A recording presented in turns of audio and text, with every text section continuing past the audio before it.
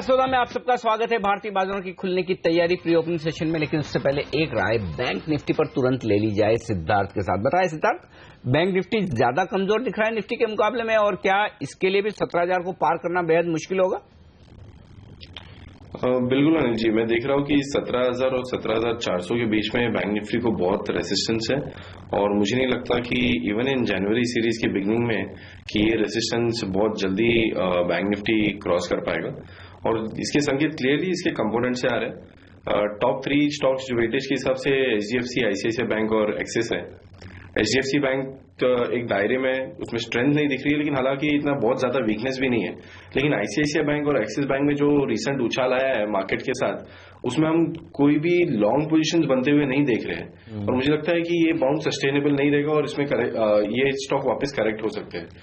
और सबसे important observation bank Nifty के कंपोनेंट्स में है PSU स्पेस में, जहां पे ह्यूज शॉर्ट पोजीशंस बनते हुए दिख रही है सिंस लास्ट 1.5 मंथ, और ये रोल ओवर्स भी हो रही है। और मुझे लगता है कि यहां से कुछ मिड कैप PSU बैंक 25 से 30% का फॉल दिखा सकते हैं, and even stocks like SBI and PNB can correct more than 10%। तो I am very negative on PSU banks, जिस तरह से इसमें शॉर्ट पोजीशंस बन रही है और उनकी रोल ओवर्स हो रही है। This is by some informed sources. बिल्कुल, और PSU बैंक ने बेहद कमजोर प्रदर्शन दिखाया इस पूरे साल। आप देखिए, Canara bank 50%, bank of Baroda 60%, जिस पर सब लोग बुलिश थे। Bank of Baroda consensus buy एक समय में हो गया था बीच में। PNB 46% इस साल के नेगेटिव रिटर्न्स देने में PSU बैंकों ने कोई कसर नहीं छोड़ी। सबसे खराब प्रदर्शन दिखाने वाला एक क्षेत्र अगर हो तो बैंक्स में PSU बैंक्स थे, और उसके बावजूद हम 7,900 पर हैं तो बुरे नहीं है। 35% वजन है इनका, और इतने भारी भरकम शेयर अगर प्रदर्शन न करे तो फिर बाजार चलेगा कैसे, ये बड़ा सवाल है। लेकिन आज बाजार किस तरफ चलेगा, इस सवाल का जवाब मिलने वाला। बस आपकी स्क्रीन पर टिक्स आनी शुरू होंगी प्री ओपनिंग सेशन में। रुपए की चाल पर भी हम नजर डालेंगे कि करेंसी मार्केट से किस तरह के संकेत मिलते हैं, क्योंकि कल हमने रुपए में एकदम शांत क्लोजिंग होते हुए देखी थी। 66 रुपए 38 पैसे पर कल, 66.39 मान लिया जाए राउंड फिगर में, 66.39 पर कल रुपए की क्लोजिंग हुई थी।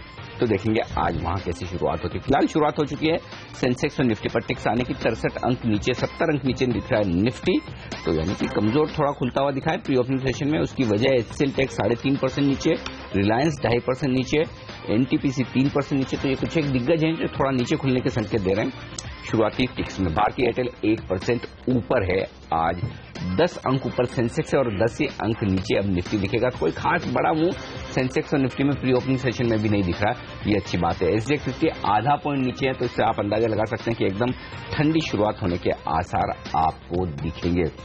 चलिए, रुपए की शुरुआत होने की तैयारी है और वहां पर हम नजर रखेंगे।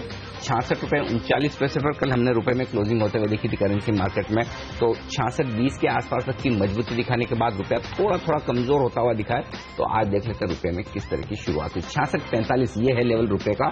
6 पैसे के आसपास की कमजोरी के साथ हमने करेंसी मार्केट में शुरुआत की है आज। ये संकेत आपके लिए सबसे पहले।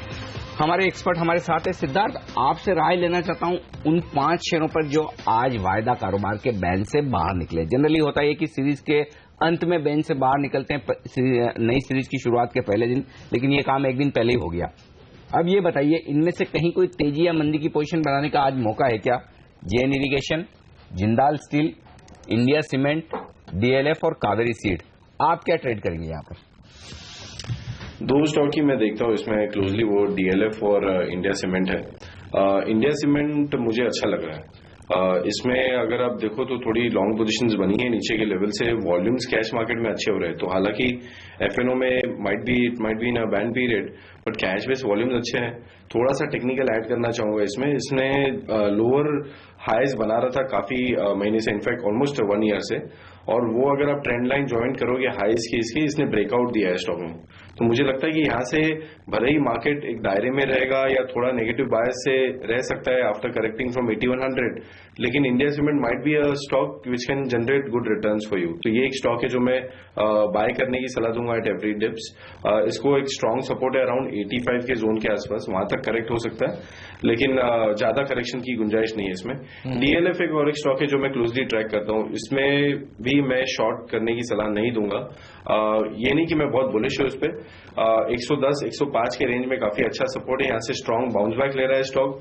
ऑलरेडी पेसिमिज्म बहुत है, 125 का रेसिस्टेंस है, 105 on the lower side, 125 on the higher side, ये रेंज में ट्रेड हो रहा है। डीएलएफ में ऑप्शंस की लिक्विडिटी भी काफी अच्छी है, तो अकॉर्डिंगली आप ट्रेड करें, बाय ऑन डिप्स करें।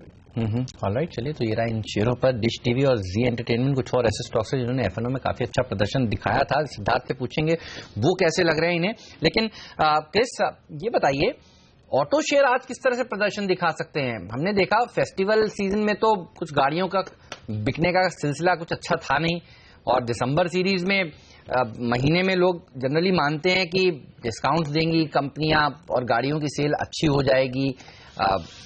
आप कैसे देख रहे हैं, कैसी रह सकती हैं ये कंपनियां सारी की सारी? कल अपनी एक्चुअल नंबर्स पेश कर देंगे, उससे पहले आज कैसे ट्रेड करेंगे आप इन्हें? आई थिंक ओवरऑल अगर हम ऑटो की बात करें तो जो एक प्रिफर्ड रहा है, आई थिंक कंसेंसस के हिसाब से शायद एक मारुति रहा है, क्योंकि वो भी एक I think more by default, क्योंकि अगर आप दूसरे काउंटर्स पे देखें तो शायद वहां पर कहीं ना कहीं कुछ ना कुछ दिक्कतें हैं। और ये जो टाटा मोटर था, जो पहले जो थोड़ी बहुत यहाँ पर अच्छी खासी बाइंग हो रही थी, तो उसमें भी थोड़ी बहुत जेआरआर के चलते वहां पर भी थोड़े काफी करेक्शन देखे थे। लेकिन मेरा मानना है कि शायद इस स्पेस में अभी काफी करेक्शन हो चुकी है, और अगर मुझे इसमें अगर चुनने का तो शायद एक टाटा मोटर, आई थिंक यहाँ पर एक डेफिनेटली आई थिंक एक डोमेस्टिक रिकवरी आने की पूरी संभावना है इस स्पेस पे, तो आई थिंक उस पे बेट करना चाहिए। और जहां पर सरकार की तरफ से भी काफी ऐसे निर्णय ले रहे हैं जिसकी तरफ से जिसकी वजह से शायद ये सब कंपनीज में फायदा मिले, जैसे इन्होंने कमर्शियल एक यहाँ पर एचसीवी एलसीवी की जो 15 साल की जो एक लाइफ स्पैन लगाई है, तो ये सब आई थिंक काफी फायदेमंद हो सकती है। तो एक टाटा मोटर और एक दूसरा शायद एक अशोक लीलैंड जो कंसिस्टेंट परफॉर्मर रही है, तो शायद आई थिंक इस साल में ये इस स्पेस में अच्छी हम यहाँ पर बाइंग इंटरेस्ट देख सकते हैं। तो आई थिंक ये दो काउंटर्स में आई थिंक डेफिनेटली ध्यान देना चाहिए। ठीक बात है, तो ऑटो स्टॉक्स ये हैं एक्शन में, लेकिन एक्शन वाला शेयर अब आपके लिए हाजिर करेंगे और देखते हैं कौन सा है आज का जैकपॉट शेयर।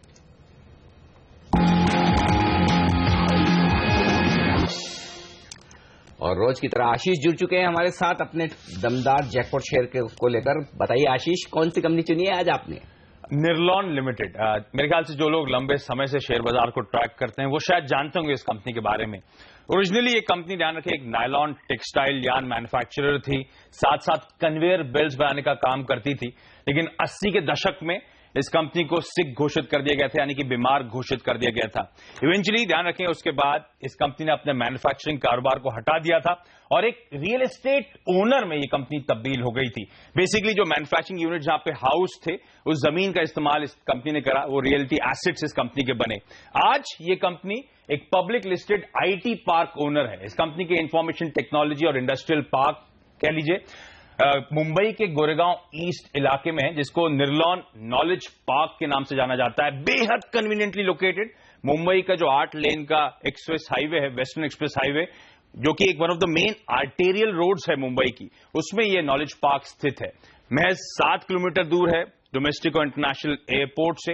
इनफैक्ट देश में चुनिंदा ऐसे प्रोजेक्ट थे 2014 में जिन्हें लीड सर्टिफिकेशन मिला था, उनमें से एक था ये निर्लॉन नॉलेज पार्क। आज इस कंपनी के पास 7 ब्लॉक्स हैं, करीब 33 लाख कंस्ट्रक्शन एरिया कुल मिलाकर इस कंपनी के पास है। और जिस तरह का बेहद इंपॉर्टेंट स्ट्रेटेजिक लोकेशन है, ध्यान रखें, सब्सटैंशियली लेट आउट है, यानी कि पूरी तरह से किराए पे चढ़ा हुआ है। बेहद स्ट्रांग बेस है, तमाम इंटरनेशनल इंफॉर्मेशन टेक्नोलॉजी और फाइनेंशियल सर्विसेज कंपनीज यहां पे जो जानी मानी है वो हाउस ने इसके नॉलेज पार्क में। इस नॉलेज पार्क के इनफैक्ट 3 फेजेस थे, ऑपरेशनल थे। फेज 4 अंडर कंस्ट्रक्शन था। इस साल मार्च में उस फेज 4 को ऑक्यूपेशन सर्टिफिकेट मिल गया, यानी कि अब इस कंपनी के पास 4 फेजेस हैं, कुल मिलाकर 30 lakh square feet construction area, जिसमें से 20 लाख स्क्वायर फीट लाइसेंसिबल एरिया है इस कंपनी के पास। और फेज 1, 2, 3 तो पूरी तरह से वैसे ही लेट आउट थे, और अब जो फेज 4 है, करीब 4 लाख एक्स्ट्रा स्क्वायर फीट जुड़ते हुए नजर आए हैं, वो भी अब पूरी तरह से यहां पे हाउस हो चुका है, यानी कि वहां पे किराएदार आ चुके हैं। अब इस कंपनी को जो फेज 4 है उसकी भी लाइसेंस फीस कंटिन्यूसली मिलती हुई नजर आएगी आपको। इंटरेस्टिंगली इस कंपनी ने फेज 5 पे भी काम शुरू करने की बात करी है, यानी कि जो पुरानी बिल्डिंग्स थी, नए डेवलपमेंट को मिलाकर अब फेज 5 पे काम शुरू होगा। FY15 में 18% का जंप आया था आय में, 241 करोड़ रुपए, मुनाफा 32-33 करोड़ रुपए के आसपास था। ध्यान रखें, एस्केलेशन क्लॉज है, 15% हर 3 साल में रेंट बढ़ती है इस कंपनी की। प्रमोटर्स का इंटरेस्टिंग है, आपको याद होगा बीते साल एक बहुत रेयर होता है कि कोई सॉवरेन वेल्थ फंड कहीं पे कंट्रोलिंग स्टेक ले। इस कंपनी में जीआईसी ने एक सिग्निफिकेंट माइनॉरिटी स्टेक प्रमोटर्स से एक्वायर करा, उसके बाद ओपन ऑफर आया। जीआईसी, ध्यान रखें, सिंगापुर गवर्नमेंट ऑफ सिंगापुर का एक वेल्थ फंड है जो कि दुनिया भर में जाना जाता है। $100 बिलियन के एसेट अंडर मैनेजमेंट है, और जीआईसी की जो एफिलिएट है रिकोबेरी प्राइवेट लिमिटेड, उसके जरिए एक्विजिशन करा गया था। वो ओपन ऑफर सक्सेसफुल रहा, 62-63% का स्टेक एक्वायर कर लिया है 1280 करोड़ रुपए में, यानी कि कुल मूल्यांकन इस कंपनी का करा गया था 2000 करोड़ रुपए का। आज भी ये कंपनी 1600 करोड़ रुपए के आसपास के मार्केट कैप पे ट्रेड कर रही है। जीआईसी ने जिस लेवल 222 रुपए पर शेयर पर एक्वायर करा था, उससे ये काउंटर आज भी 20% के डिस्काउंट पे कामकाज कर रहा है। जिस तरह के बेहद स्ट्रांग एसेट्स हैं, जिस तरह की रिकरिंग एन्युटी इनकम आएगी, जिस तरह के ग्लोबल इन्वेस्टर, खासतौर पे जिस तरह का जीआईसी का प्रोफाइल है, रिकॉर्ड है, स्टेचर है, और लॉन्ग टर्म पार्टनर के तौर पे इस कंपनी में जुड़ रहा है, इस कंपनी को, इस नॉलेज पार्क को अपने रडार पे रखें।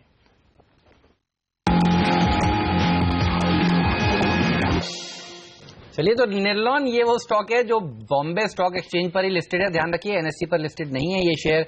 यहां पर लॉन्ग टर्म के लिए अच्छे फायदे हो सकते हैं, शॉर्ट टर्म के गेन के लिए ये शेयर आशीष ने बिल्कुल नहीं आपको सुझाया है। लंबी अवधि में पोर्टफोलियो शेयर ये साबित हो सकता है, लेकिन लेने से पहले अपने वित्तीय सलाहकार से जरूर बात करिए, और अगर वो कहें तो यहां पर आप खरीदारी कर सकते हैं। छोटी अवधि के लिए ये ट्रेड नहीं है, ये आपको हम फिर से याद दिला दें। लेकिन रजत, चार्ट्स कैसे लगते हैं निर्लॉन के आपको? हम कहते जरूर ये हैं और लोगों को समझाते भी हैं कि इस शेयर को ना खरीदिए सुबह सुबह अचानक से एक के बाद एक, और आप देखिए लेकिन लोग ऐसा ही करते हैं। 5-6% तो प्री ओपनिंग सेशन में ही ये शेयर ऊपर हो गया है, उसके बाद डिसअपॉइंटमेंट भी हाथ लगता है कई दिन। लॉन्ग टर्म के लिए क्या ये शेयर आपको अच्छा लगता है?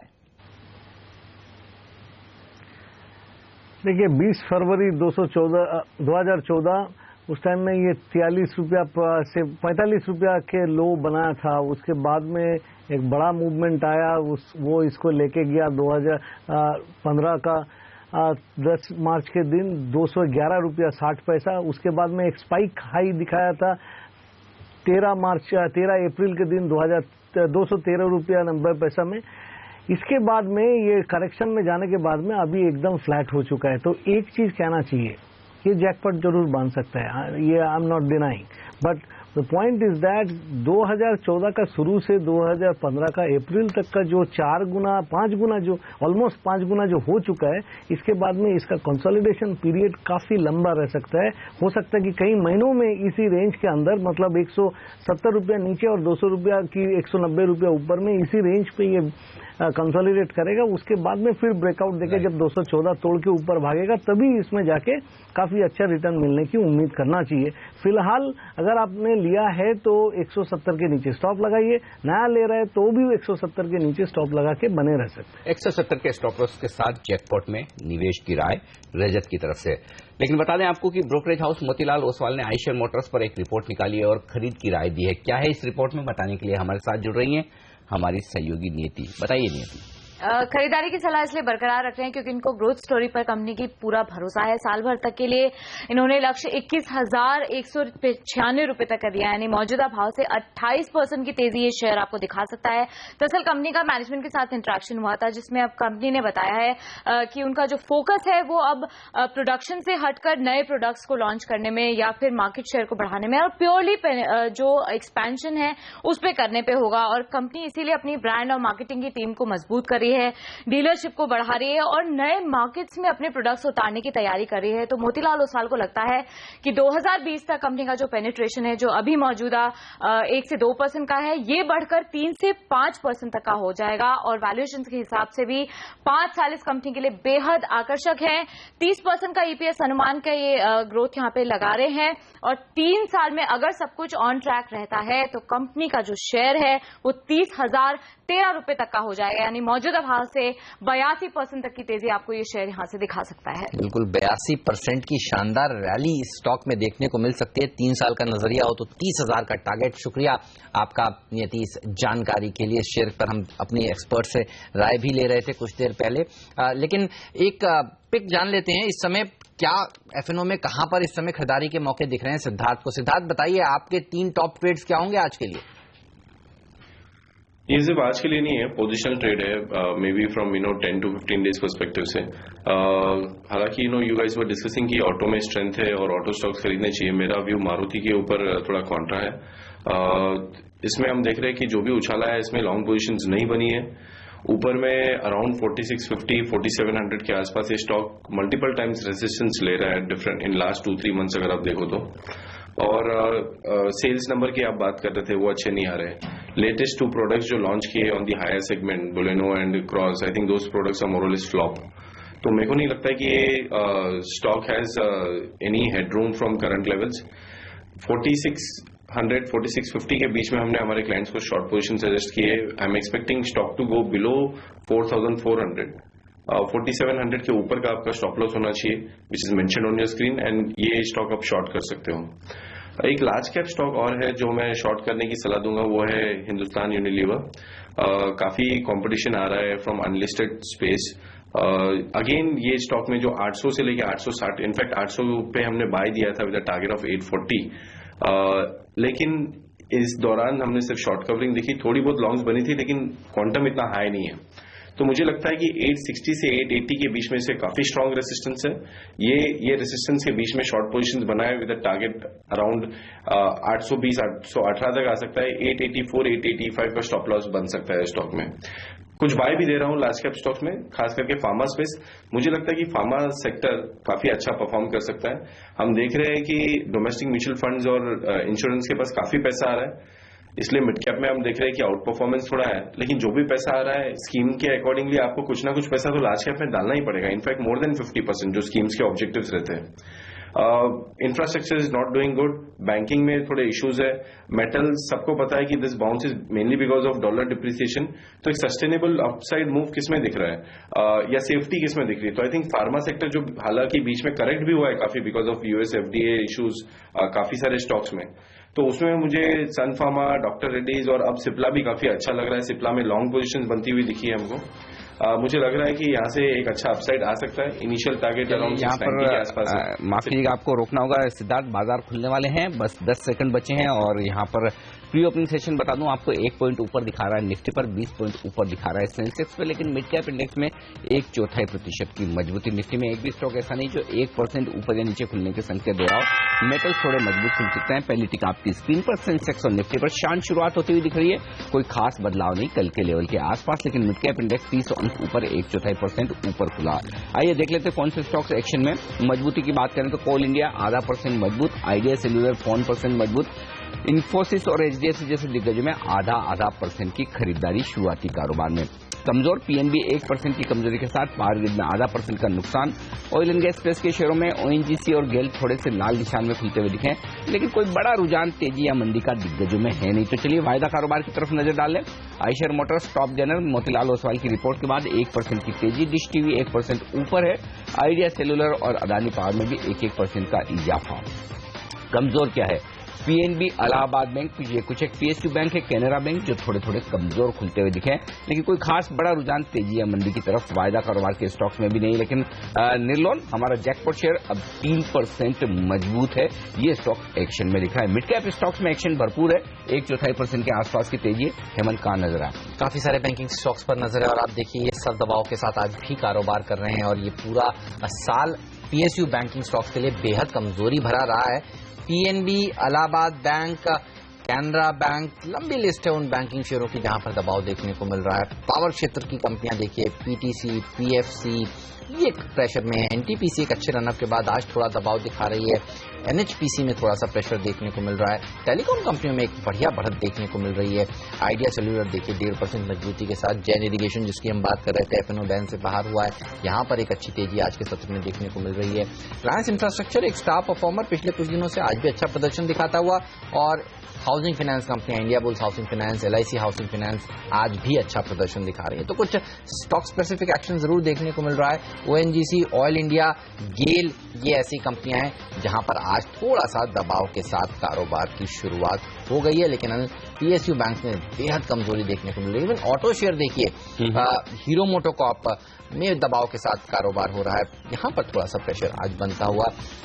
ये कुछ स्टॉक्स हैं। मॉन्ट इस्पात में हालांकि तेजी देखने को मिल रही है, जिस तरह से रिस्ट्रक्चर करने की खबरें आई हैं। यहाँ पर 8% की मजबूती यहां पर देखी जा रही है। जीएम ब्रूवरीज ये एक और ऐसा स्टॉक जो कई दिनों से अपर सर्किट पर लॉक्ड है, आज फिर देखिए 5% की अपर सर्किट की तरफ बढ़ता हुआ, इस समय 4% की मजबूती। टाइल शेयरों में आज दूसरे दिन बढ़त देखने को मिल रही है, 20% की रैली निटको टाइल्स में कल हुई थी, आज 3.5% मजबूती के साथ ये शेयर ट्रेड करता हुआ। बिल्कुल, और कल की तेजी को आगे बढ़ाते हुए ये शेयर साफ तौर पर नजर आ रहे हैं। एक्शन में कावेरी सीड्स का स्टॉक है, वायदा कारोबार के बैन में से बाहर निकलने के बाद कुछ शॉर्ट कवरिंग होती दिख रही है, 3% की मजबूती कल की बड़ी गिरावट के बाद। नए खिलाड़ी जो वायदा कारोबार में आने वाले हैं, गोदरेज कंज्यूमर्स 2% ऊपर है, कॉनकोर 3% ऊपर है, जिसकी हम बात कर रहे थे कि कॉनकोर शायद एक्शन वाला स्टॉक हो सकता है। टोरेंट फार्मा 2% ऊपर है और जेट एयरवेज में देखें तो लगभग 2.5% का उछाल। तो चारों स्टॉक जो वायदा कारोबार में अब शामिल होंगे कल से, उनमें अच्छी तेजी। ए ग्रुप में जाने वाले शेयर में फाइजर मजबूत है, यहां पर तेजी के साथ शुरुआत हुई है। साफ तौर पर एक्शन खरीदारी का इस स्टॉक में आपको देखने को मिलेगा। लेकिन कुछ बड़े सौदे जो होते दिख रहे हैं, जो हम आपके लिए हाजिर करते हैं हमेशा सुबह सुबह, जहां पर एक्शन होता हुआ दिख रहा है। सबसे पहले मुकुंद लिमिटेड, ये बीएसई पर एक सौदा हुआ है मुकुंद लिमिटेड में, और बड़ी हिस्सेदारी बदली है, लगभग 2% के आसपास की हिस्सेदारी मुकुंद लिमिटेड की बदली है। जी हाँ, यही स्टॉक है।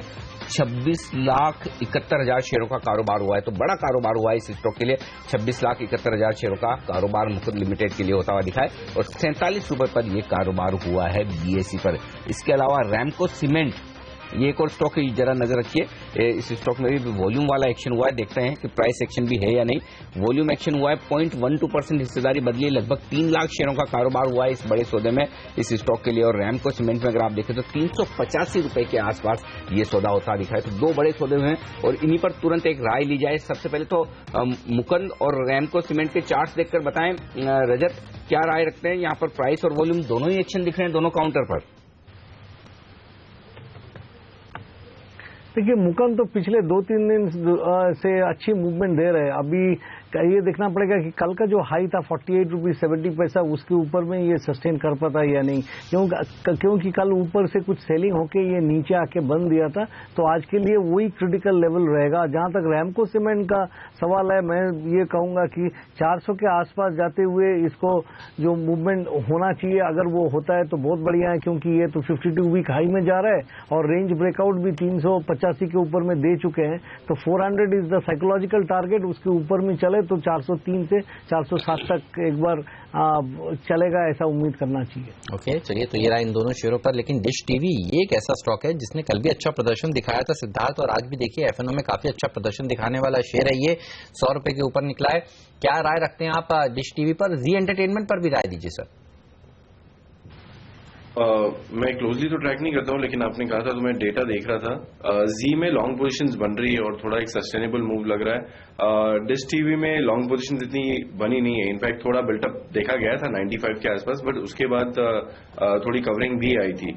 I think this stock has strong resistance around 105 level. Again इसमें अगर आप टॉप्स को कनेक्ट करके अगर एक ट्रेंड लाइन बनाएंगे तो मुझे लगता है एक 105, 106 के आसपास एक रेजिस्टेंस आ रहा है। ये अगर ब्रेकआउट देगा तो मुझे लगता है जैसे जिस तरह से मैं इंडिया सीमेंट के बारे में बात कर रहा था कि सस्टेनेबल अपसाइड मूव आ सकता है, तो सिमिलरली डिश टीवी में भी मोरलेस सेम पैटर्न बन रहा है। लॉन्ग पोजीशंस नहीं दिख रही है, लेकिन टेक्निकली अगर ये 105 के ऊपर ब्रेकआउट देता है तो मुझे लगता है कि एक सस्टेनेबल अपसाइड मूव आएगा। ओके, ये राय आपके लिए डिश टीवी के स्टॉक पर। और इस बीच बाजार एकदम शांत कारोबार करते हुए दिख रहे हैं आज के सेशन में, साफ तौर पर। अनिल, आज भी देखिए कुछ सिरेमिक शेयर्स में अच्छी खासी तेजी देखने को मिल रही है। 20% की रैली के बाद अब निटको टाइल्स 6% मजबूती के साथ ट्रेड कर रहा है। एक बार राय ले लेते हैं रजत की। रजत, 2 दिनों में अच्छा मूव दिखा रहा है ये शेयर, जिनके पास शेयर है वो वसूल नहीं, आपको लगता है मोमेंटम राइड करना सही होगा स्टॉप लॉस को ट्रेल करते हुए? कैसे अप्रोच करेंगे आप? देखिए, इसमें मोमेंटम ही है। कल के दिन बहुत तगड़ा वॉल्यूम आया था, वो एंटी डंपिंग ड्यूटी या ऐसा कुछ बात चल रहा है, तो इसको लेके सभी टाइल्स काउंटर अच्छा दिया। निटको भी आज के दिन भी अच्छी परफॉर्म कर रहे हैं, बट 49.5, 50 इस रेंज पे कुछ सप्लाई आ सकता है। अगर इस क्षेत्र में कुछ आपको चुनना है तो मैं बोलूंगा कि from a technical point of view सबसे बढ़िया काउंटर सोमानी सिरामिक्स लगता है, क्योंकि वो ये निटको जो है, कजारिया सिरामिक्स जो है, वो बहुत बढ़ चुका है। इस साल में कजारिया ने 2/3 एप्रिसिएशन दिया, 400 से 600 के आसपास इतना पहुंच चुका है। बट ये जो सोमानी सिरामिक्स का बात कर रहा हूं मैं, ये 350 से लेके 400 के बीच में घूम रहा था। कल के दिन थोड़ा सा ब्रेकआउट दिया, फिर नीचे आके बंद दिया, बट आज के दिन अगर 400 के ऊपर सस्टेन करता है तो इसी में बाई करने से ऊपर की तरफ मूवमेंट अच्छी मिलने की उम्मीद किया जा सकता है। शुक्रिया आप सबका हमारे लिए वक्त निकालने के लिए। रजत, सुब्रमण्यम साहब और साथ ही सिद्धार्थ, आपका भी शुक्रिया। बाजार इस बीच है मजबूत 10 अंक ऊपर सेंसेक्स पर और निफ्टी 7,900 पर ट्रेड करता हुआ दिख रहा है। सुस्ती भरा कारोबार बैंक निफ्टी में भी है, लेकिन मिड कैप शेयरों में खरीदारी का रुझान बरकरार है। 1/4% की मजबूती है यहाँ पर और 40 अंक ऊपर आप देखेंगे मिड कैप इंडेक्स को। और स्मॉल कैप इंडेक्स पर भी नजर रख लीजिए, वहां पर भी खरीदारी का माहौल है और यही वजह है कि आप देखेंगे 800 शेयर मजबूती के साथ कारोबार कर रहे हैं और सिर्फ 350 शेयरों में इस वक्त आपको नुकसान नजर आएगा। लेकिन 2016 में बाजार कैसे रहेंगे, ये जानने की कोशिश करते हैं बाजार के एक और जाने माने दिग्गज और एक्सपर्ट, एम्बिट इन्वेस्टमेंट एडवाइजर्स के सीईओ एंड्रयू हॉलैंड हमारे साथ कार्यक्रम में शामिल हो रहे हैं। Andrew, good morning to you and first and foremost wish you a very very happy 2016. And can I wish you and the team and all your viewers exactly the same and a very prosperous 2016. Thank you so much, sir.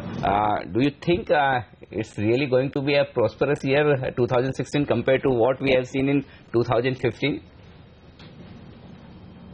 Yeah, it's shaping up to be a better year, that's for sure. I think, I'm a little bit more optimistic now that globally things are looking a bit better. I think Yellen kind of put us a nice put option in terms of saying that if global growth is weak and US is strong, then I'll keep rates low. And obviously rates would only rise if both US and global economy is recovering, which kind of is a nice backdrop for emerging markets there. I do still expect the US dollar to kind of weaken in the first quarter, which again will underpin emerging markets, but more so probably commodities as well. But I still think the commodity market probably needs some fiscal stimulus from China to really get that stability and assurance that the Chinese economy is not continuing to slow so quickly. I think that's a good backdrop for emerging markets, and obviously India is still one of the favoured emerging markets within all foreign investors at the moment.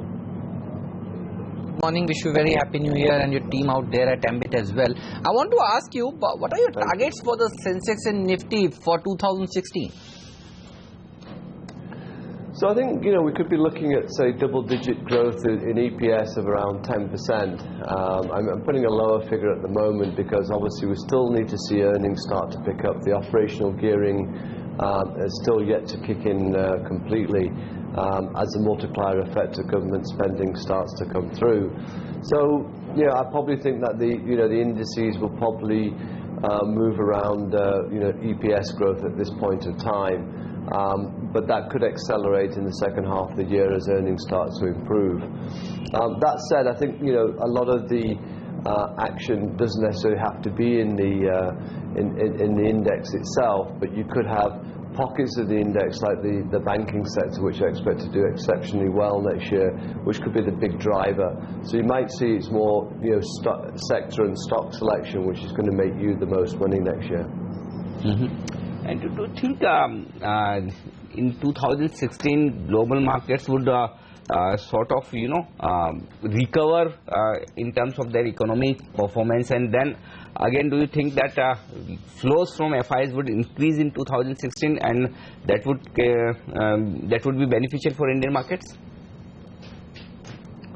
I think it's a good question, and I think the way I'm thinking is that the US economy is obviously showing signs of reasonable pickup in growth, but valuations are still pretty stretched. So I think money might first of all be diverted towards developed markets of Europe, and that will because valuations are a lot cheaper.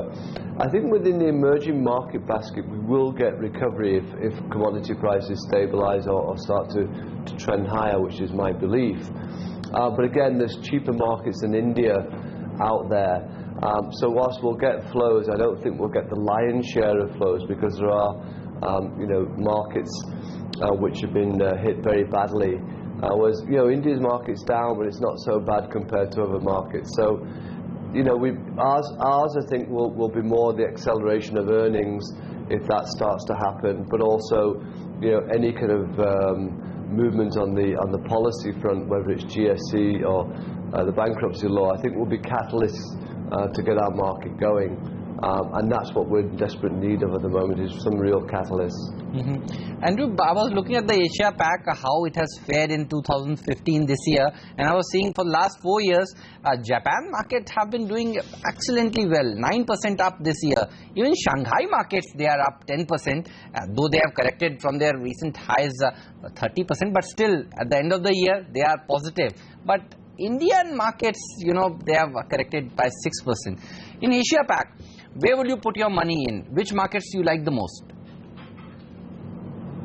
So I think, Japan remains a favourite, in terms of incremental flows, because, again, valuations aren't stretched there.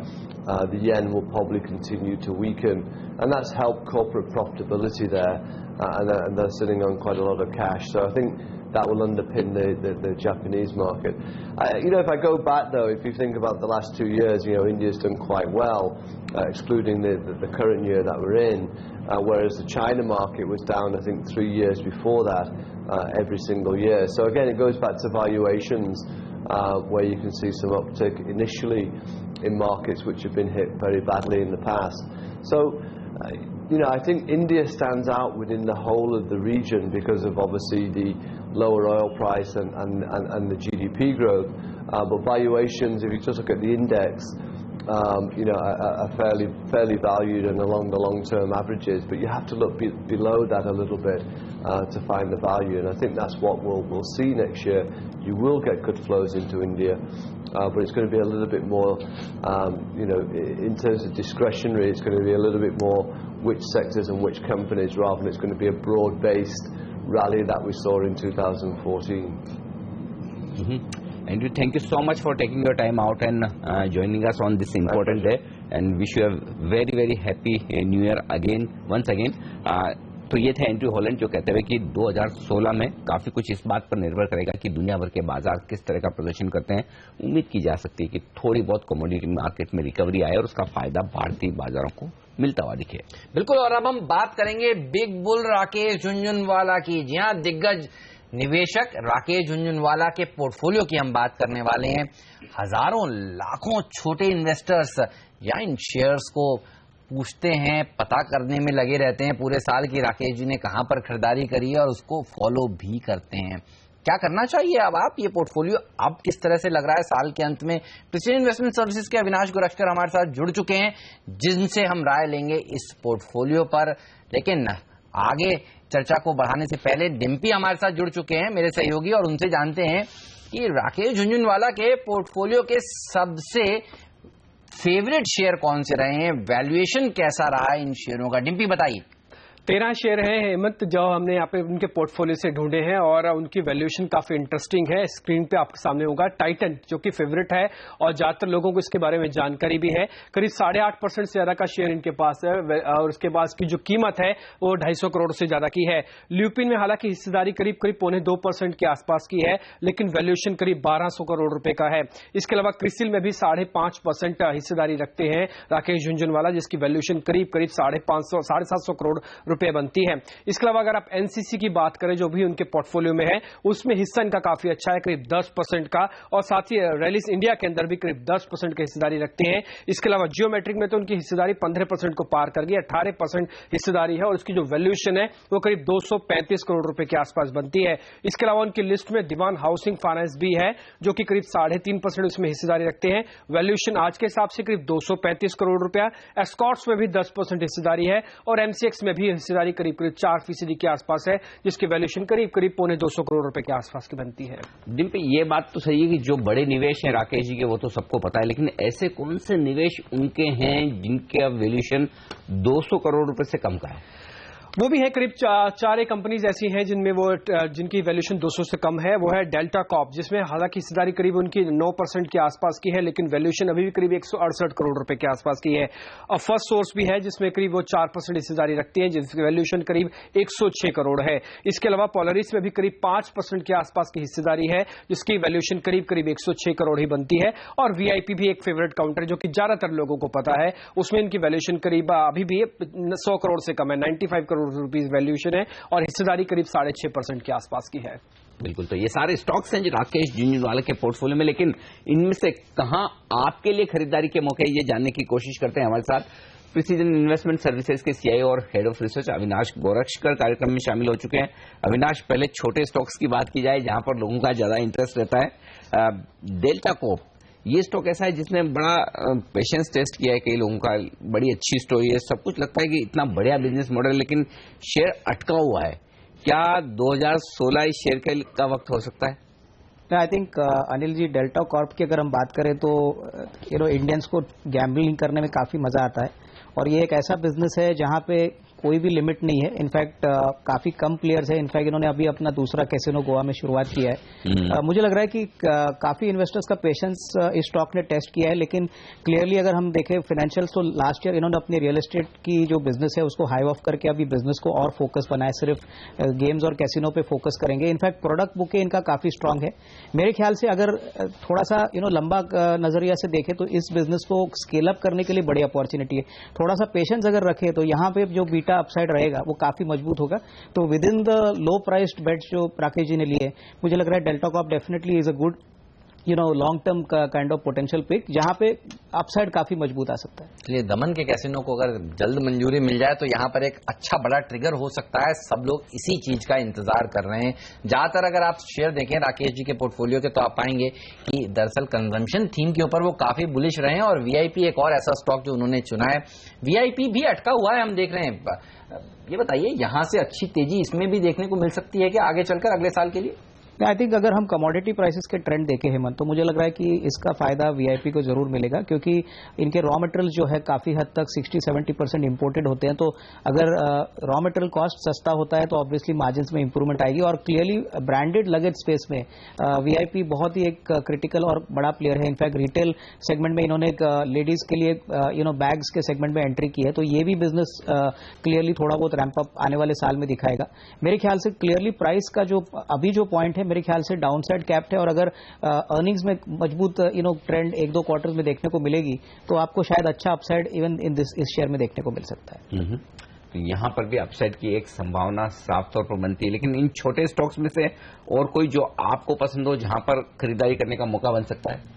नहीं, मुझे लग रहा है कि मैंने आपको delta Corp बोला था। डेल्टा कॉर्प एक क्लियरली कंसेप्ट स्टॉक है, और क्लियरली कंसेप्ट स्टॉक्स में अनिल जी हमने देखा है कि जब भी अपसाइड आता है तभी प्राइस अर्निंग मल्टीपल को देखता है। मुझे लग रहा है कि आई थिंक फर्स्ट सोर्स से ज्यादा मैं समझता हूँ VIP will be a better choice, क्योंकि वीआईपी में रिस्क रिवॉर्ड कंफर्टेबली आ सकता है। तो this could be a better choice for small investors to actually invest.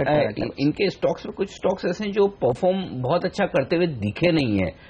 Release India for example, वहां पर भी लोग बोलते हैं स्टोरी बड़ी दमदार है, टाटा ग्रुप की कंपनी, इससे बढ़िया पेरेंटेज हो नहीं सकती। 10% से ज्यादा राकेश जी ने खरीदा है। यहाँ पे क्या लोगों को पैसा लगाना चाहिए, क्या लगता है? ना, आई थिंक एग्री स्पेस पे राकेश जी ने ऑन रिकॉर्ड काफी पॉजिटिव कहा है। इनफैक्ट वो कह रहे हैं कि एग्री स्पेस में स्पेशली जो सीड कंपनीज है, एग्रो इनपुट बनाने वाली कंपनीज है, वो बहुत ही पोटेंशियल रखती है। होपफुली मानसून अगर अच्छा होता है तो क्लियरली ये एग्री कंपनीज के लिए potential not only domestic but abroad भी अच्छा है। और एक बात मैं कहना चाहता हूं अनिल जी की, ये जो अपसाइड की बात हम कहते हैं, इनके जो भी स्टॉक्स जो मल्टीप्लाई हो चुके हैं, जैसे टाइटन है, लुपिन है, मैंने डेटा पढ़ा है कि जहां पे भी लंबा समय के लिए इन्होंने स्टॉक्स रखे हैं, कम से कम 5 या 10 साल, वहां पे मैक्सिमम अपसाइड आया है। तो क्लियरली इन्वेस्टर्स को ये बात ध्यान रखना चाहिए कि थोड़ा सा टाइम भी देना इन स्टॉक्स के ऊपर जरूरी है।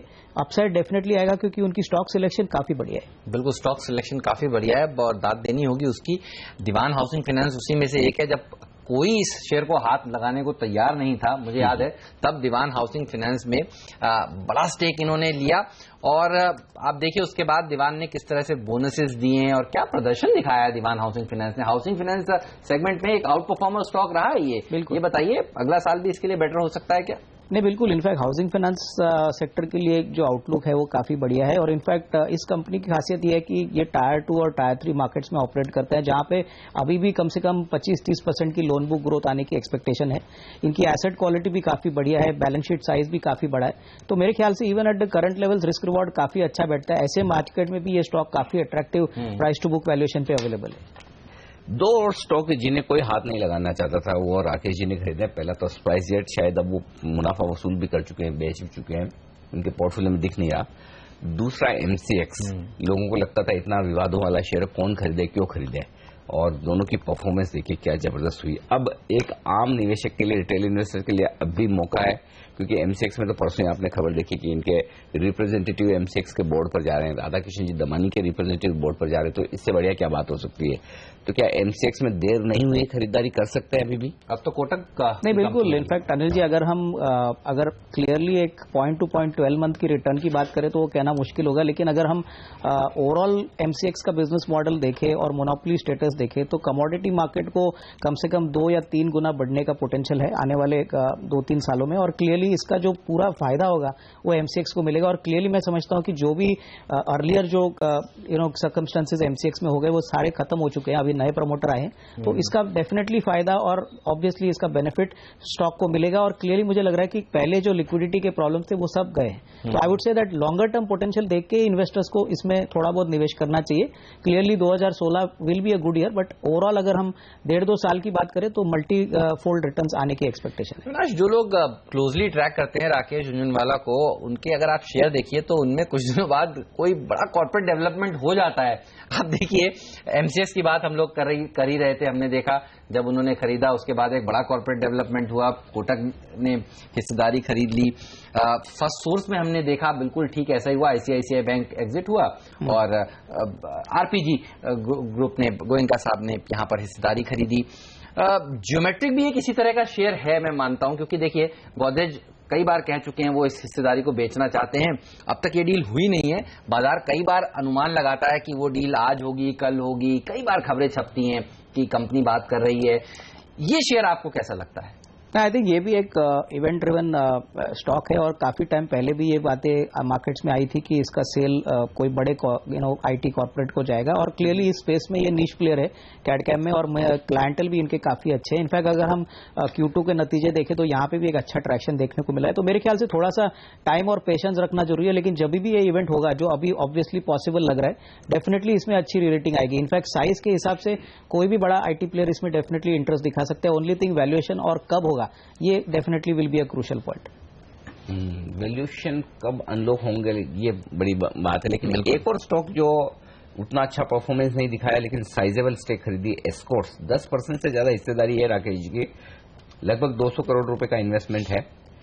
ये बताइए एस्कॉर्ट्स में क्या स्टोरी बन सकती है जिसकी वजह से इतना बड़ा निवेश किया होगा राकेश जी? नहीं, आई थिंक पहली बात तो एस्कॉर्ट्स में लोगों का काफी कम भरोसा था, क्योंकि मैनेजमेंट, अगर हम रिवॉर्ड शेयर होल्डर्स को देखें तो डिविडेंड भी काफी मामूली थे, लेकिन क्लियरली इनका 10% स्टेक देखने के बाद ऐसा लग रहा है कि ऑब्वियसली जो डेट रिडक्शन है या कॉर्पोरेट फोकस है इस कंपनी में वापस आ चुका है। और ओनली नेगेटिव बात यह है कि इस साल मानसून थोड़ा सा नेगेटिव है, तो हो सकता है कि एटलीस्ट दिस फाइनेंशियल ईयर में कोई बड़ी अपसाइड आ न सकेगी, लेकिन आने वाले साल में होपफुली अगर मानसून अच्छी होती है तो ऑब्वियसली इन्होंने कहा है कि इनके जो दूसरे बिजनेसेस है जैसे ऑटो कंपोनेंट्स है, हाइड्रोलिक्स है, इसमें थोड़ी सी वैल्यू अनलॉकिंग या मे बी इसको भी हाइव ऑफ करके वो पूरा फोकस प्लेयर बन सकते हैं। और ओवरऑल ट्रैक्टर मार्केट के लिए इंडिया में बहुत बड़ी अपॉर्चुनिटी है। मैं समझता हूं कि करंट लेवल्स पे अगर हम इसको महिंद्रा या कोई और ट्रैक्टर कंपनी से कंपेयर करें तो ये काफी पुराना प्लेयर है, अच्छा प्रोडक्ट बेस है, मार्केट शेयर भी अच्छा है। ओनली थोड़ा सा monsoon should play a good role in the coming year. आप बड़ी अच्छी बात अभी कुछ देर पहले कह रहे थे कि इनमें से कई कंपनियां ऐसी हैं, स्कॉट्स का तो आपने नाम भी लिया, जिनमें प्रमोटर्स को लेकर इतना कॉन्फिडेंस बाकी लोग नहीं जताते हैं, फंड मैनेजर्स नहीं जुटा पाते हैं जो राकेश जी ने जुटाया है। DHFL भी उसी लिस्ट में क्वालिफाई होता है स्टॉक, और भी काफी सारे शेयर हैं, पोलारिस जैसी कंपनियां भी उसी लिस्ट में क्वालिफाई होती हैं, हम सब जानते हैं। लेकिन एक स्टॉक जिसमें राकेश जी ने अच्छा सही समय पर निवेश किया है वो है क्रिसिल। आप देखिए क्या रिटर्न दिया है इस शेयर ने, और रेटिंग एजेंसीज के ऊपर इतना सही समय पर पकड़ना और अच्छा रनअप देखना, आप कैसे देख रहे हैं इस निवेश को, और रेटिंग एजेंसीज के ऊपर आपकी क्या राय है? नहीं, मुझे लग रहा है कि इन्होंने इन्वेस्ट क्रिसिल में तब किया था जब ये कंसेप्ट इंडियन मार्केट्स के लिए नया था, और जैसे जैसे फाइनेंशियल मार्केट्स डेवलप होंगे ऑब्वियसली क्रेडिट रेटिंग एजेंसीज को काफी बड़ा रोल प्ले करना होगा, क्योंकि ये क्लियरली कॉर्पोरेट्स के हेल्थ को एक रेटिंग के नजरिए से एक रेट करती है। तो ऑब्वियसली उन्होंने टाइमिंग सही की थी, इसलिए ये काफी बड़ा निवेश और काफी अच्छा अपसाइड मिला। आगे भी मैं समझता हूँ इस स्पेस में काफी कम प्लेयर्स है। अगर हम क्रिसिल की बात करें तो रिमेनिंग 2 प्लेयर जैसे इकरा और केयर है, काफी कम प्लेयर्स है, तो ऑब्वियसली यहाँ पे एक प्रीमियम स्कैर्सिटी बनी रहेगी। और क्लियरली इस बिजनेस को एंट्री और एग्जिट के पॉइंट ऑफ व्यू से गवर्नमेंट भी प्रॉपरली रेगुलेट करती है। तो मुझे लग रहा है कि जो भी रेटिंग एजेंसीज है यहाँ पे ऑब्वियसली अपसाइड नेक्स्ट 1-2 सालों के लिए काफी अच्छा रहना चाहिए। अच्छा, एनसीसी लिमिटेड और इस स्टॉक का हम लगभग साल भर का चार्ट देखेंगे, साल या उससे थोड़ा ज्यादा का, क्योंकि उससे अंदाजा लगेगा कि स्टॉक ने किस तरह का जबरदस्त रनअप दिखाया है। हालांकि इनका निवेश तो बहुत पुराना है, 10% से ज्यादा हिस्सेदारी राकेश जी के पास है, 450 करोड़ रुपए का इनका वैल्यूएशन है। लेकिन साल भर में मेरे ख्याल से 1.5-2 साल का ये साल अच्छा नहीं रहा। हाँ, ये साल अच्छा, लेकिन उससे पहले वाला साल काफी जबरदस्त रहा। स्टॉक भागा और उसके बाद ये वायदा कारोबार में भी आ गया, अभी एफएनओ में भी है। क्योंकि लोग मानते कंस्ट्रक्शन इंफ्रास्पेस में ये कंपनी जो कर्ज वर्ज ज्यादा नहीं है, मैनेजमेंट ठीक ठाक है, क्या यहाँ पर मौका बन सकता है? क्योंकि बहुत लोग ये बात कर रहे हैं 2016 ये थीम हो सकती है, इकोनॉमी के रिवाइवल के साथ इंफ्रा स्टॉक चल जाए, कंस्ट्रक्शन स्टॉक चल जाए। आप सहमत हैं? I think definitely current levels पे स्टॉक ऊपरी लेवल से थोड़ा बहुत काफी करेक्ट भी हो चुका है अनिल जी। और जैसे आप कह रहे हैं कि राकेश जी ने इस स्टॉक को तभी लिया था जब कंपनी की डेट काफी थी, तो काफी डीलिवरेजिंग ऑलरेडी हो चुकी है। और मैं समझता हूं कि 2016 में होपफुली अगर रेट कट का सिलसिला वापस कंटिन्यू होता है, जो ऑब्वियसली लग रहा है इन्फ्लेशन कंट्रोल में हो रहा है, तो डेफिनेटली कंस्ट्रक्शन स्पेस में बिजनेस जो है वो वर्किंग कैपिटल इंटेंसिव है और इसके लिए फंडिंग की काफी जरूरत लगती है। तो अगर रेट ऑफ इंटरेस्ट कम होता है तो एनसीसी जैसी कंपनीज को डेफिनेटली फायदा होगा, क्योंकि ऑलरेडी ये 5-6 हजार करोड़ की ऑर्डर बुक पे ऑलरेडी बैठा है।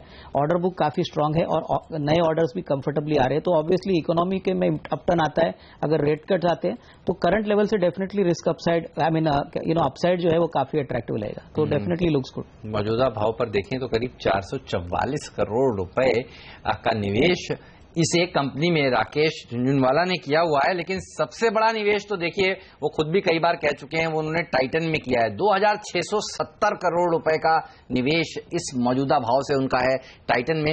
8.5% हिस्सेदारी ओन करते हैं वो, और उनका कन्विक्शन बिल्कुल भी डगमगाया नहीं है। हालांकि मैनेजमेंट ने खुद भी कहा है कि फेस्टिवल सीजन थोड़ा मुश्किल वाला रहेगा। कई बड़ी मुश्किलें आई देखिए 2015 में इस कंपनी के लिए, जिस तरह से सरकार गोल्ड के ऊपर अपनी शिकंजा कसे हुए थी। ये बताइए आगे आने वाला साल टाइटन के लिए कैसा रह सकता है? और ये भी एक कन्वेंशन स्टोरी है साफ तौर पर। आई थिंक मैनेजमेंट ने क्लियरली उनके वॉच बिजनेस पे थोड़ा बहुत कॉशन किया है। मेरे ख्याल से जो ज्वेलरी और ब्रांडेड बिजनेस है वो मेरे ख्याल से काफी इंटैक्ट है। इनफैक्ट गोल्ड के प्राइसेस में जिस प्रकार की हमने एक नरमी देखी है, मेरे ख्याल से टाइटन एक ब्रांडेड प्लेयर है और एक ब्रांड के पॉइंट ऑफ व्यू से डेफिनेटली एक प्रीमियम एंजॉय करता है अहमद। तो मुझे नहीं लग रहा है कि कोई दिक्कत इस बिजनेस में होगी। हालांकि कितना ग्रो करेगा पता नहीं, but clearly at least double digit growth jewellery business में आना चाहिए। और इस हिसाब से अगर कोई medium to long term view रखना चाहे तो अभी भी डेफिनेटली पोटेंशियल पॉजिटिव है। ओके, तो ये राय इस सारे स्टॉक्स पर जो कि बिग बुल राकेश झुंझुनवाला के पोर्टफोलियो के हैं। शुक्रिया आपका अविनाश, हमारे लिए वक्त निकालने के लिए इन सारे पोर्टफोलियो के स्टॉक्स पर अपनी राय हमारे साथ शेयर करने के लिए। लेकिन बाजार के एक और जाने माने दिग्गज हमारे साथ इस वक्त कार्यक्रम में शामिल हो रहे हैं। वो ये बताएंगे कि 2016 में अगर आप निवेश करना चाहते हैं तो कहाँ मौके होंगे। लेकिन उससे पहले बता दें आपको कि आज दिन भर बाजार के बड़े बड़े दिग्गजों के पोर्टफोलियो हम विश्लेषण करेंगे, बताएंगे आपको कि उनमें से कौन से स्टॉक आपको अब भी खरीदने चाहिए। 10:40 पर हम राधा किशन दमानी जी के पोर्टफोलियो का विश्लेषण करेंगे, बताएंगे आज कौन से शेयर उन्होंने चुने हैं, उनमें से कौन से शेयर अब भी आपके लिए खरीदने के मौके मिलते हैं। दिन के दौरान आगे कुछ और बड़े दिग्गज के पोर्टफोलियो है, उनका नाम और वक्त में थोड़ी देर में आपको बताने वाला हूं। लेकिन उससे पहले दिलीप भट्ट साहब हमारे साथ जुड़ चुके हैं, तो पहले सीधे उन्हीं के पास चलते हैं। उन्होंने मिक्स चुना है, छोटे शेयरों का भी और बड़े शेयरों का भी। पहले इंटरेस्टिंग स्टोरीज जो दिख रही है उन पर मैं फोकस करना चाहता हूं। वीआरएल लॉजिस्टिक्स, दिलीप जी पहले तो आपका स्वागत है सीएनबीसी आवाज पर, और सबसे पहले आपको 2016 नए साल की बहुत बहुत शुभकामनाएं और बधाई भी मैं देना चाहता हूं। उम्मीद करें कि 2016 का साल आपके लिए, हमारे लिए, सबके लिए बहुत बेहतर साबित हो। स्वागत है आपका। और शुरुआत करता हूं आपकी पिक, जी सर, और शुरुआत करता हूं आपकी पहली पिक के साथ वीआरएल लॉजिस्टिक्स। अनिल जी, आपको, हेमंत जी को, सबको मेरी तरफ से भी और आपके सभी दर्शकों को मेरी तरफ से भी 2016 की बहुत बहुत शुभकामनाएं। And hope it will be a good and prosperous year for everyone. आपको भी सर ढेरों शुभकामनाएं और आपकी पूरी टीम को हमारी तरफ से ढेरों शुभकामनाएं नव वर्ष की। Thank you. जहां तक VRL लॉजिस्टिक्स है, ये एक जरूर मानना पड़ेगा कि ये स्टॉक चीप नहीं है और हमारे हिसाब से ये चीप रहेगा भी नहीं, क्योंकि ये एक ऐसा स्टॉक है जहां पर हम कुछ बिग फैक्टरिंग नहीं करें कि इकोनॉमिक रिकवरी कुछ ग्रेट हो जाए, यही 7% इकोनॉमिक रिकवरी समझे, GST पास भी नहीं हो जाए ये भी समझ के चले। मुझे लगता है फिर भी ये कंपनी ऐसा है कि शायद in next 2 to 3 years will still continue to grow in the bottom line at the rate of around 20 to 25%, और इसके ROEs will be around 25% for next 3 years। और ये पावर ऑफ कंपाउंडिंग का जो मैं बार बार मैं कहता हूं, इसका इंपैक्ट जरूर दिखाई देगा प्राइस के ऊपर। एंड सेकेंड थिंग इज, ये सबसे लार्जेस्ट प्लेयर है अपने सेक्टर में और ये सेक्टर में ऑलमोस्ट 85% अनऑर्गेनाइज सेक्टर है। तो यहां पर लेवरेज ऑफ ग्रोथ और लीवर्स ऑफ ग्रोथ बहुत ज्यादा है, जो आगे चल के शायद हमको सरप्राइज करेंगे।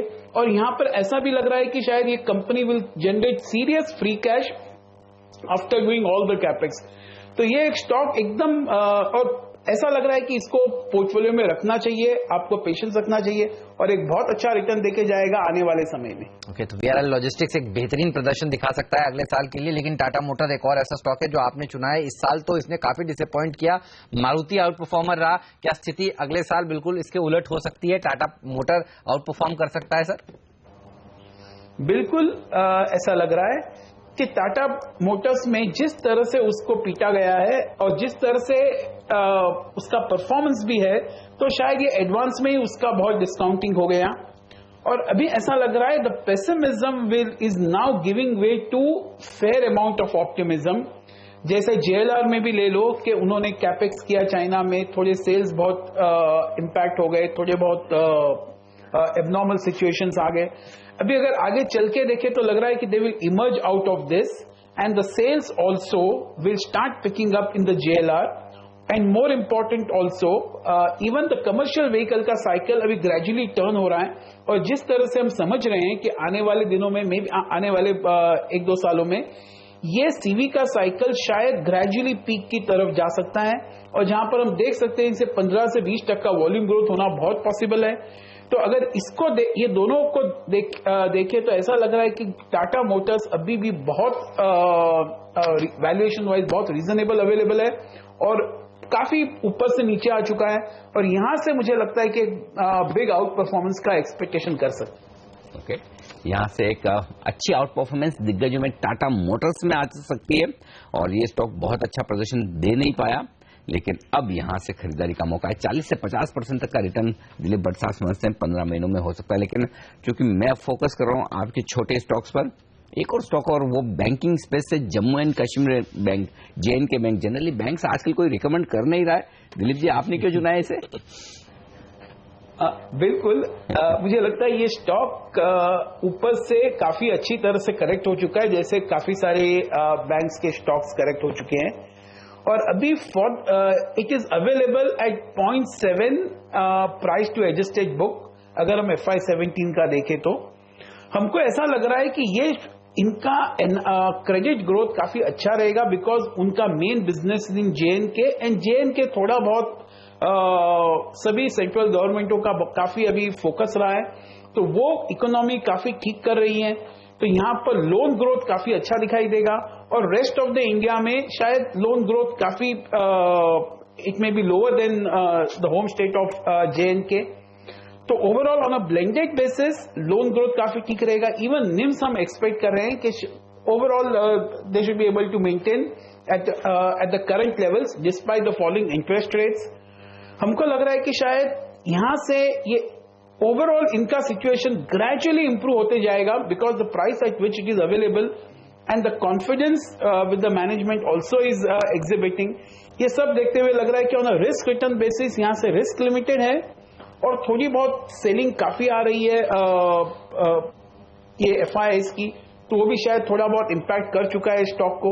तो यहाँ से ऑन रिस्क रिटर्न बेसिस लग रहा है कि शायद रिस्क लिमिटेड है, लेकिन यहाँ से एक अराउंड 45 to 50% डेप्रिसिएशन दे सकता है नेक्स्ट 15 मंथ्स। राइट, तो काफी इंटरेस्टिंग आइडियाज दिलीप जी आज बता रहे हैं। Tata Motors, JNK bank, VRL logistics, और एक और स्टॉक है जो आपने चुना है सर, वो है L&T। आज आप ऐसे जेम्स ढूंढ रहे हैं जो सस्ते वैल्यूएशन पर मिल रहे हैं, जो मैं समझ पा रहा हूं आपकी लिस्ट देखकर। L&T किस तरह के रिटर्न्स दे सकता है? देखिए, लार्सन एंड टुब्रो जो हमने सबने देखा है कि जिस तरह से हाई से वो करेक्ट हो गया ऑन द फियर्स के मिडिल ईस्ट के कॉन्ट्रैक्ट्स कम हो जाएंगे, एग्जीक्यूट नहीं हो जाएंगे। लेकिन हम एक बात को अगर ये समझ लें कि ये गवर्नमेंट जो है वो इंफ्रा पे बहुत फोकस कर रही है, और एवरी गवर्नमेंट का एक स्पेशलिटी रहता है, और ये गवर्नमेंट की स्पेशलिटी जरूर है कि एक इंफ्रा पे फोकस कर रही है, और ये इंफ्रा इंडिया को बहुत अच्छा मल्टीप्लायर इम्पैक्ट देगा। तो मुझे लगता है कि ये सब को ध्यान में रखते हुए, और अगर अपने देखा है कि पिछले 1-2 दिनों में भी ये बात हुई है कि 40,000 करोड़ का एक फंड भी सेटअप हो जाएगा जहां पर सॉवरेन फंड्स इन्वेस्ट करेंगे। So the availability of money is going to increase for the infra space. और एक कंपनी जो इंडिया की हेडलाइन कंपनी कही जा सकती है वो L&T।